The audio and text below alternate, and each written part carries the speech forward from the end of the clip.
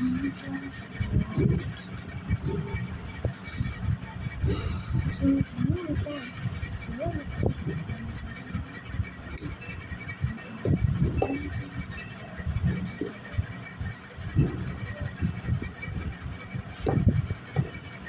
Guys তোমরা comment করবে যে আমি এইখানে কি করব আমি এই জায়গাটার মধ্যে। তুমি প্লিজ তোমরা কমেন্টের মধ্যে ইমোজি পাঠাবে আর আমি এটার মধ্যে করব। আর গাইস আমার ব্লগ হলো একটা ভিডিও আসতে পারে কক্সবাজারে।